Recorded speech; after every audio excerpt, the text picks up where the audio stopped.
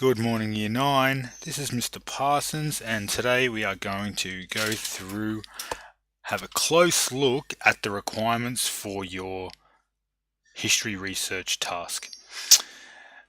Just so you don't get any ideas about stealing my hard work, I have changed the key question that I'm going to be answering, but there's no reason why you can't take what I'm doing here and do it on your own research journal to hand to us later on.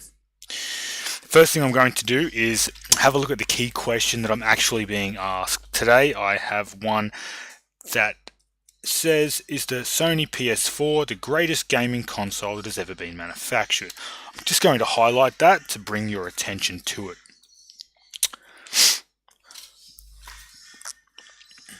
The next thing we have here are our suggested focused questions. Now, I just wrote these ones. There probably are better ones out there, but these ones are going to be able to do the job. Before we talk about these, though, let's have a look at the topics suggested below. Now, we have performance, games, and online experience. These are all things very relevant to the PS4, and they are things that make the PS4 great in many people's opinions.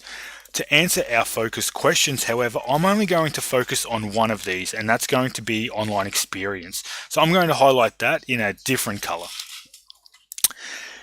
Now, let's go back to our focused questions. The first focused question is asking us, how has the Sony gaming platform evolved over time? Let's just highlight that. Let's pick a different color. Beautiful. And the second question is, what makes the Sony PS4 such a great gaming platform? Let's highlight that one as well.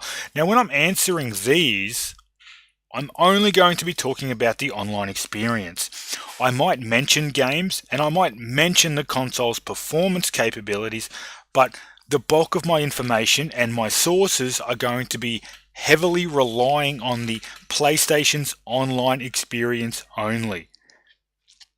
Okay, it's important that when you're doing your task, that the topic you select is the one that your sources reflect. I'll say that again. The topic that you select must be reflected in the sources that you choose to analyze. Now that we have our key information highlighted, what I'm going to do is I'm going to split my screen and I'm going to show you the research journal template. Let's have a look. You should all have this in your email box. If you don't have it in your inbox, let me know and we can get that to you ASAP. Here is your contents page. The best part about this is that you don't need to fill it out. What you will see is that as you type into your journal, however, the contents page will update for you. I'll show you how to do that later on.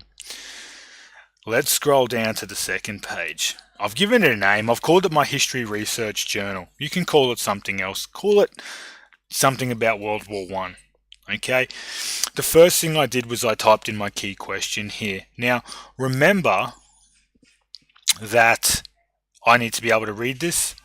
I'm an old man and I'm going a little bit blind. So instead of having the 10.5 font like we do here, why don't we actually make that size 12? It's going to make it so much easier to read.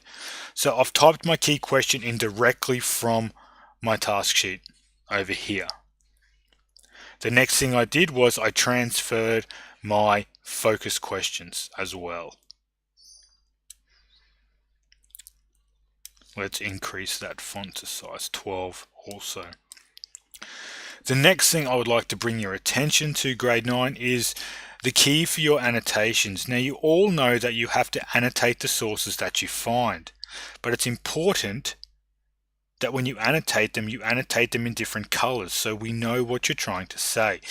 We want to know whether the source you found is a primary or secondary source. We want to know about the source's credibility. We want to know about the source's utility, and we'd also like to know whose perspective the source is in or from. It's important that this information is somehow individualized so we can see that straight away. So please use highlighters. I'm not saying use the same ones. You can use colored text, but find a way to make all of your annotations stand out in their own right. that's pretty much it for setting up your research journal and identifying the key information in your task sheet. I'm going to end this video here. I'll let you get set up. Video 2 is going to be about finding your sources and then copying them into your research journal. Good luck.